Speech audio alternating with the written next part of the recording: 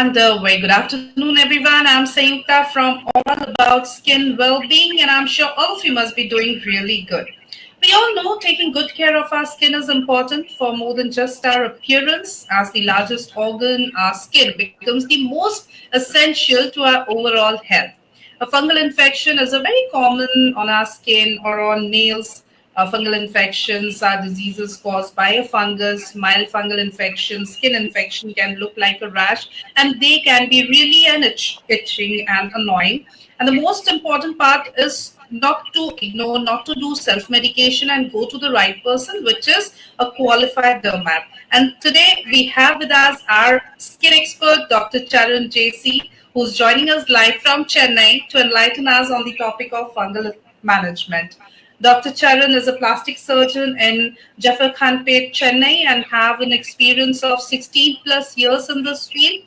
Dr. Charan practices at Aesthetic Multi-Speciality Clinic in Zafarkhanpet, Chennai. He completed his MBBS from Sri Ramachandra University, Porur in 2009, MS General Surgery from Annamalai University in 2013, and MCH in Plastic Surgery from Tamil Nadu Dr. MGR Medical University in 2017. He is also lifetime members of various associations like Association of Plastic Surgeons of India, Tamil Nadu and Pondicherry Associations of Plastic Surgeons, Breast Reconstruction and Aesthetic Surgery Association, and Ghent Association of Plastic Surgeons. Some of these services provided by the doctor are neck lift, liposuction, lipodissolve injections, wrinkle treatment, fractional lasers, etc., etc. It's such a pleasure to have you with us, Dr. Charan. A very warm welcome to you. Yeah, thank you for having me. Yes. So, doctor, today as we are going to talk about fungal infection, first of all, we would like to understand what is fungal infection. What are those body parts which are, more prone or at risk of having fungal infections? Because it's quite common in winters, in summers, in every season, and the number of patients are continuously increasing of fungal infection. So, please shed some light over that. Okay. So I would like to classify these fungal infection into like three or even four categories. The first one being the most superficial infections. Second one, which goes to the subcutaneous infections. Third will be the opportunistic infections, and fourth will be the systemic ones. So as superficial infections, we are very common with tinea, pityriasis versicolor, candidiasis. These often occur in the skin, the nails, the scalp, the skin folds, and the groin. Subcutaneous are more common where we have this porotrichosis, where mycetoma, where you have this Madura foot, Madurella species, where you have sinuses, which occur in the skin and go deeper into the tissues. Opportunistic infections where we are suffering from some other disease, let's say uncontrolled diabetes, where there is a fungal infection in diabetes where the sugars are not controlled, and in patients who are retropositive and other sexually transmitted diseases, they also have fungal infections. This we call it as opportunistic infections because the immune system is low.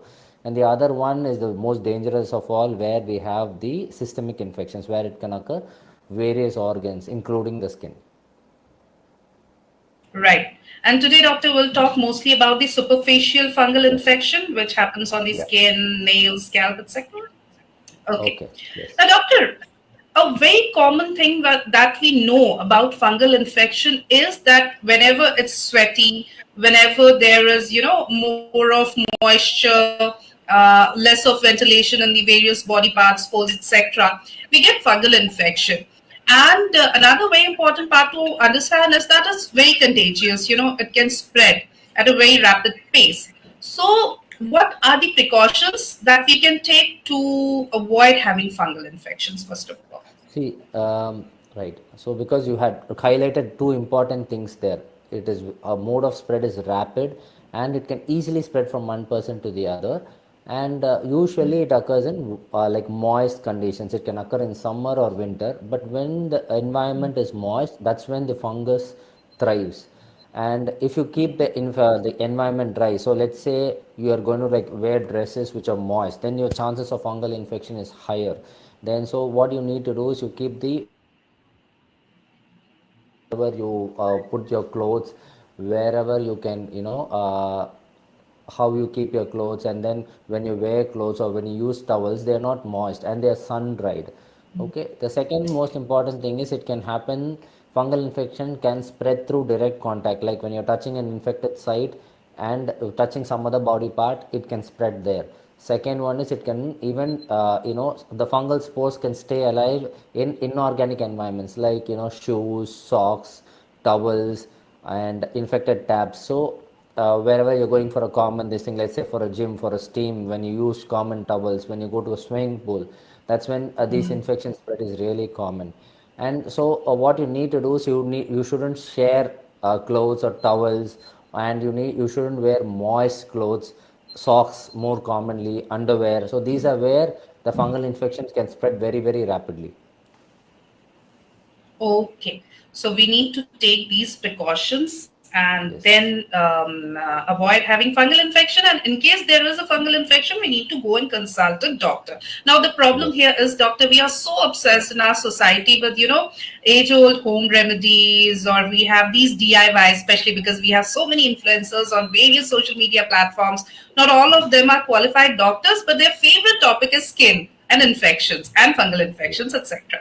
So they'll give us Yes. some DIYs and we'll love doing that. Then we have these close by chemist shops. They are so easily accessible. We just go get a, whatever tube ointment and we start applying it.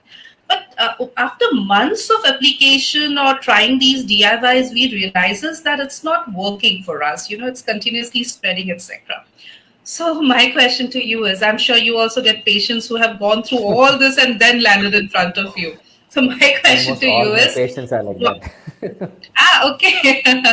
So why it is important to go and consult the doctor at the right time and not, do the delaying with these DIYs, and how bad they can go, these DIYs, home remedies, or over-the-counter topical applications.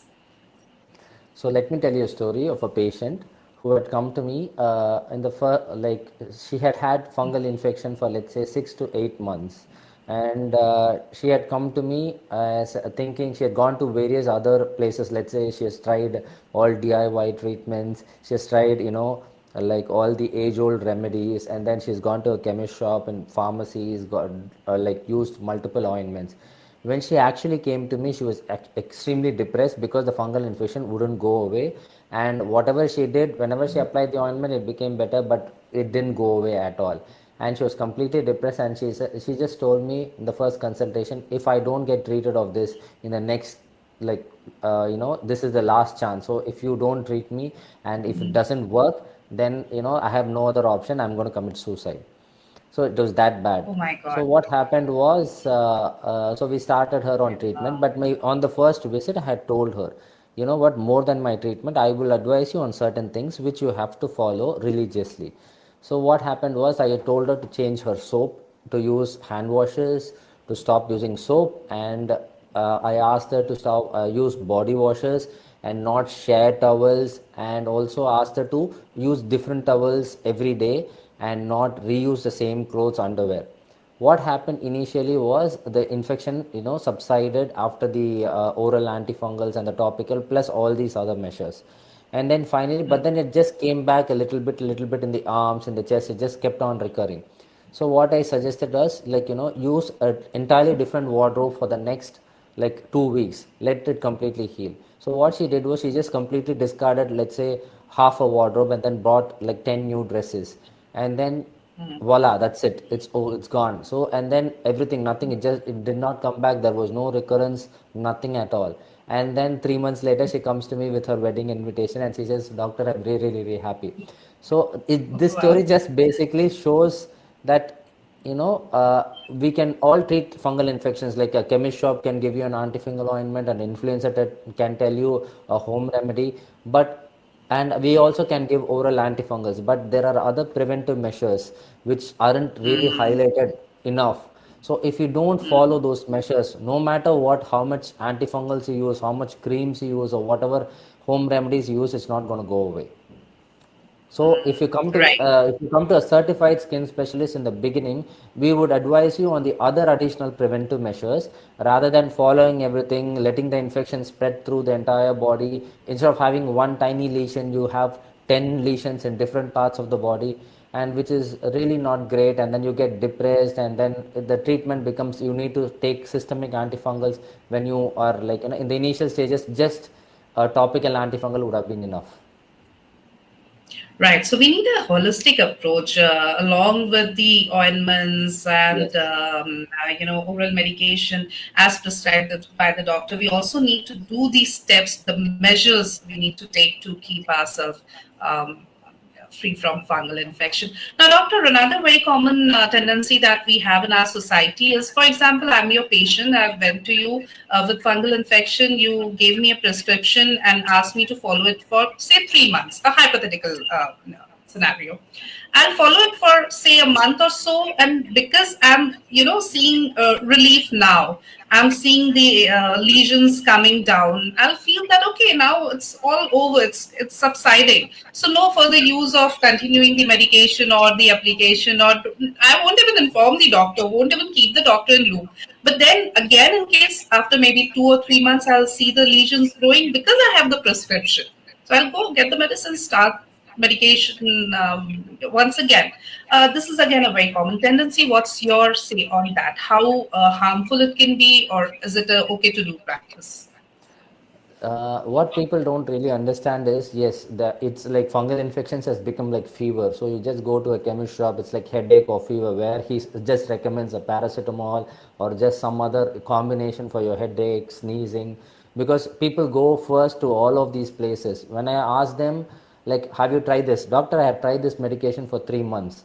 I said, like, did you do your LFTs? Did you check your kidneys? Were there any other these things? It's like, no, nobody told me all of these things. So it's very common for people to just take some remedy which was suggested by a chemist or a pharmacy or even online or even through another patient. Like they were said, I had a similar injection. It should be a ringworm. There are so many ads online or even on the TV which says you use this ointment, and then they use this ointment, and then they once it doesn't resolve, they go back and then they take some antifungal and it will resolve. Once it resolves, they stop, and then it comes back again, they take tablets again, they comes back.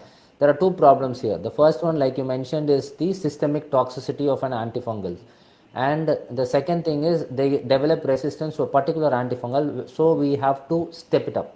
We have to go for a something that they don't have to. And very rare cases where they are like they're not able to tolerate oral medication because they've taken it for so long, we need to go for IV antifungals.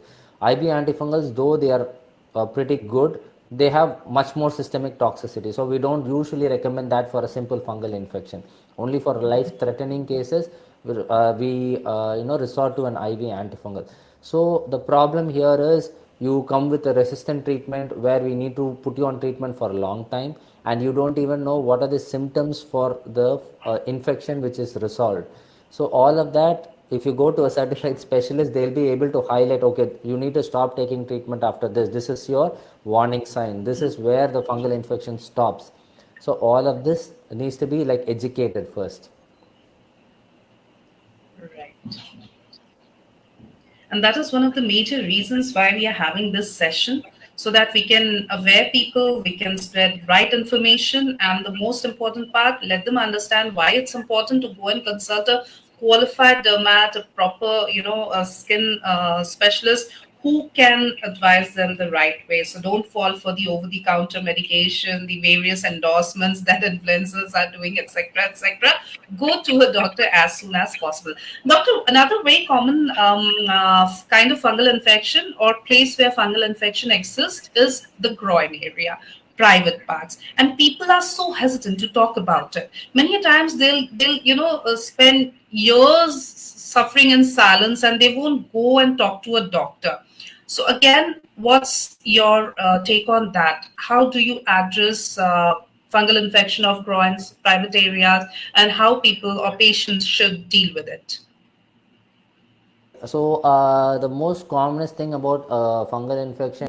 Okay, so basically what happens here is when in the groin area or in the armpit or when people are a little overweight, there are skin folds. So what happens in between skin folds is moisture gets trapped in between skin folds, number one. Second is, once an infection is there, it just gets transferred to the other skin because of the constant rubbing there. So because of the friction, there are small, micro or abrasions which are present, and through which the fungus can go inside and can spread. So here the most common, because people are very stigmatic about talking to the private parts, be it the groin area, be it the undersurface of the breast, be it the armpit, or anywhere else in the body, the buttock clefts, the gluteal clefts. So all of those regions, people are very hesitant because they're very, embarrassed to talk about certain things. And usually when patients come to a specialist with these things, these are quite advanced. There'll be like skin discoloration. It will not be a small patch, it will be a huge patch in the inner surface of the thigh. It will be involving the entire of the axilla. So what happens here is, like, the first primary thing is there is, you have to keep your that surface dry. So a antifungal powder will help you keep it dry, also creates a barrier, and also has antifungal properties which can kill this surface level fungus.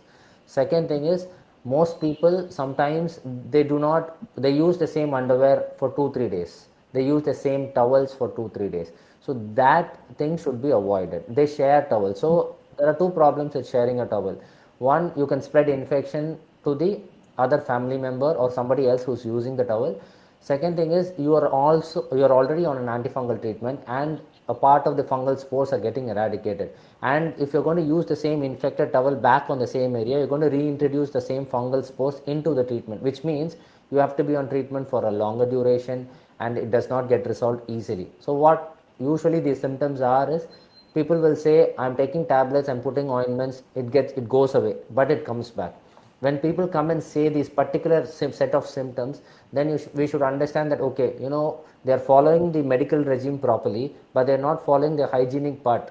So you have to educate them on the hygienic part. So once if they start the hygiene practices along with the medical treatment, then all these things do not recur. Right. So, along with the medication, hygiene part is equally important, and Yes. at times even more important than the Yes, medication part. equally, if So, not even doctor, more. Yes. yes. Now, doctor, one more thing that I would like to ask you is regarding ladies who are pregnant or lactating. A Yes. fungal infection, in case the lady is pregnant, because we know, OTT, over the counter, over the counter medication is a big no-no. We also know that many a times medication is not suitable. So, what the kind of treatment is there for a lady who's pregnant and is having fungal infection? Plus, if a lady is lactating and she is dealing with fungal infection, what kind of treatments are available for them?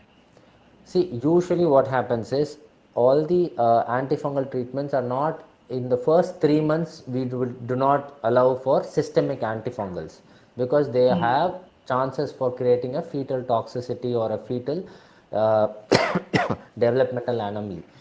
The rest of the time, after 3 months, it is very safe to take a topical antifungal. That is why I keep highlighting the point that you have to go to a certified specialist at the earliest, because you can treat all of these things with a topical antifungal if it's a simple infection. As long as the infection is not widespread and it's not a recurrent infection, usually a topical antifungal with a good hygiene practice will be enough to treat most of the fungal infections. And usually it is very very rare for a fungal infection to spread through breast milk, through an antifungal, a systemic toxicity, and that too a topical ointment to spread through breast milk. So it is pretty safe for a lactating mother or a pregnant woman to use topical antifungals. That being said, you have to go to a specialist, and then they will decide what kind of treatment that would be safe for you, because this is where OTC treatments, over the counter treatments, are pretty harmful and dangerous. Right. Doctor, here we would also like to understand, when a patient comes to you with fungal infection, are there any tests that you normally recommend, or just by clinical investigation you're sure that this is it is fungal infection, this is the degree, this is how much it has spread, etc., etc.? So usually there are certain symptoms and signs for a fungal infection. Let's say it can be a raised patch, or there can be a discolored nails, or there can be a circumscribed, a round patch, which is very, very typical of a fungal infection. If you're not really sure of it, if the infection is recurrent and you have tried treating it, it's not responding, then you can try the scrapings from the skin and you can send them to a lab, and then you can, you can get the results back. Or you can even use a wood slam to figure out what kind of an infection it is. That is also possible. But most commonest infections are easily, we can easily diagnose them on clinical examination itself. Right. And what is the treatment? What are the treatment options, doctor, and how much time it normally takes to heal? See, usually a mild fungal infection, can be treated by topical antifungals. So you have different topical antifungals. You have fluconazole, itraconazole. You have different, and then there are latest antifungals also which are available with latest drug delivery models. So usually the treatment protocol will come between 2 weeks to 3 weeks. You can use them, and then usually the infection resolves within 2 to 3 weeks. But there are certain infections, let's say nail infections, which take longer for the treated body part to become normal. Like it takes longer, let's say 3 months to 6 months, for an infected nail to become normal. So a patient shouldn't feel like, I've been treating this nail infection for a short duration, and then after that 2 weeks it doesn't get normal. Usually nail grows very, very slow. So for nail infections, when there is a discolored nail, when there are ridges in the nail, when there is a deformity, and when we are you giving a topical antifungal, it takes a longer duration for the infection to completely subside. Fair enough. And doctor, fungal infection of scalp is also quite common, especially in Yes. infants and kids. Would you like to shed some more light on that? See, usually fungal infection on kids is very common, but usually there are certain self-resolving cases. They're not like they don't need particular treatments as such, but in very particular cases, if you go and show it to a skin specialist, and if we are, if the needed, then we can start them on an antifungal, topical antifungal, of course. Another very common, practice, especially when it comes to scalp fungal infection, we don't know as laymen whether it's fungal infection, it's dandruff, it's something else. We normally apply a lot of oil, and we do the same with kids, infants, etc. Is it a good idea just in case it's a fungal infection?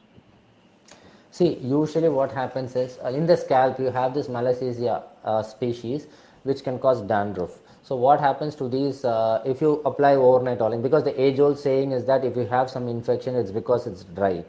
But you should understand our scalp has an oiling unit. Every hair has an oiling unit. So the scalp is usually self-nourishing. Usually the oils are like produced by the sebum and the oils which are all produced. Usually the fungal infection does not, comes because you don't take proper care of your scalp. You don't cleanse your scalp enough. Let's say you're applying oil every day and then you don't cleanse your hair, you don't cleanse your scalp every day, then what happens is you go and get all the dirt, the grime, the grease, everything is inside your hair. It starts irritating at your root follicles, and then that can produce a normal seborrheic dermatitis, and then which can progress if you don't treat it. It can progress to and with the fungal infection there, it can progress to widespread fungal infection. So the basic thing is you need to keep your scalp clean and healthy. So apply overnight oiling usually is not advised when you have a fungal infection, or when you have a dandruff.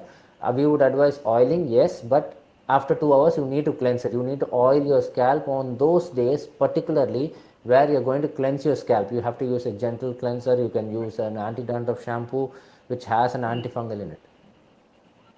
Right. So it's like a pre-conditioner. We can use Yes, oiling yes, as yes. for that. You can oil. It's not like you should never oil it. You can oil it, but the only condition is you can oil it on those days where you're going to clean your scalp.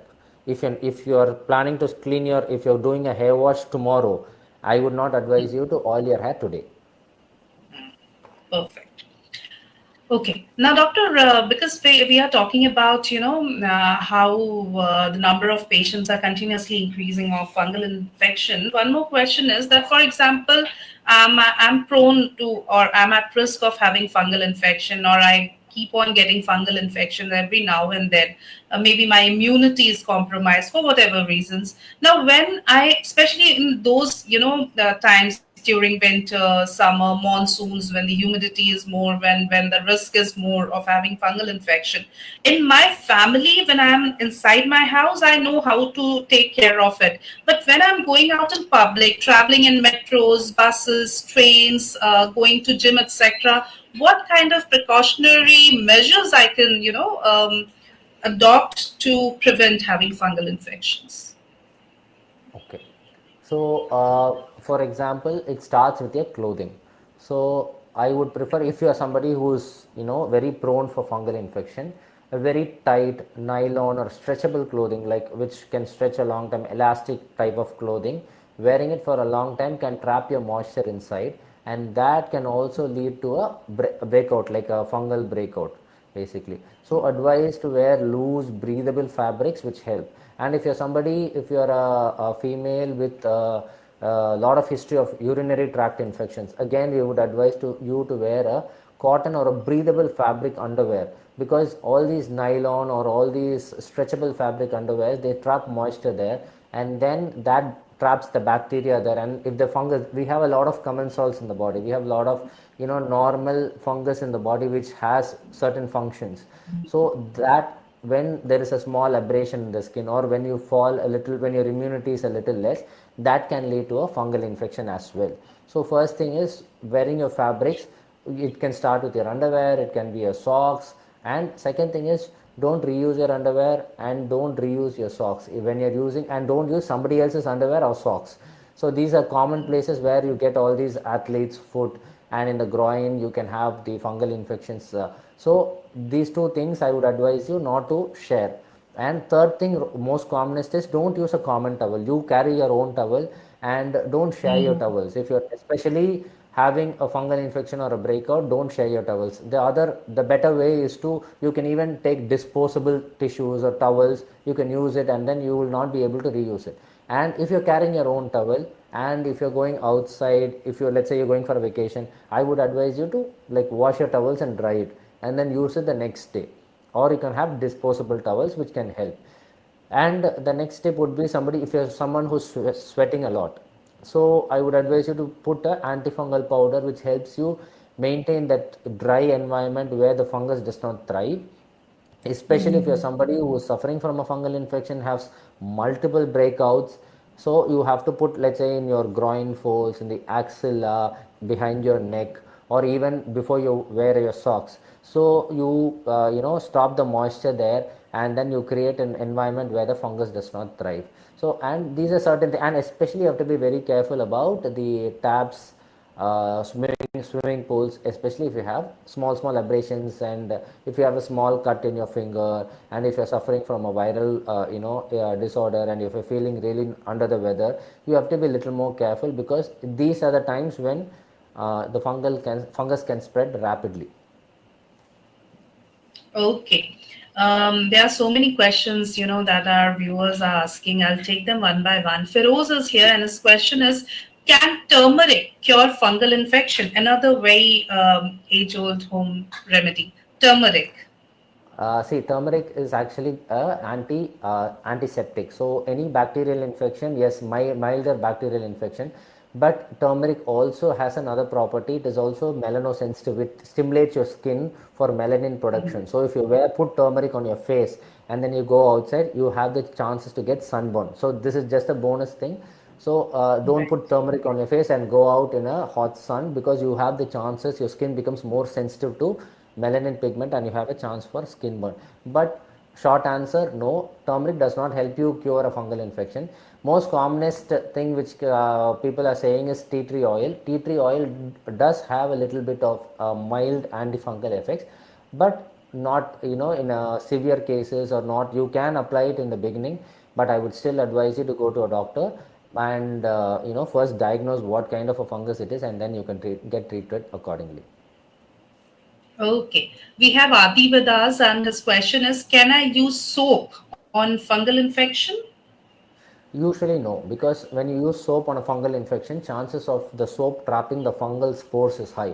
I had mentioned that fungal spores can thrive up to in any environment, in any surface, up to 100 degrees. So using a soap, and then you are on a fungal antifungal treatment, you take soap, you are using soap, and then the next day you're coming back and you're applying the same soap. Chances of transfer of the spore from the soap to your skin is high.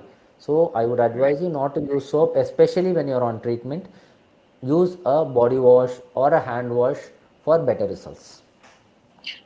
Because you mentioned this, doctor, many times, as you said before, that it's important to dry your towels, dry your clothes, sun Yes. dry your clothes, your Yes, yes. innerwears, etc., before you wear it. What happens, especially during monsoon and these winter season? We hardly see sun. Thus, complete. There is some amount of moisture still, and we start using those towels, those innerwears, etc. Is there a way out for that? What we can do?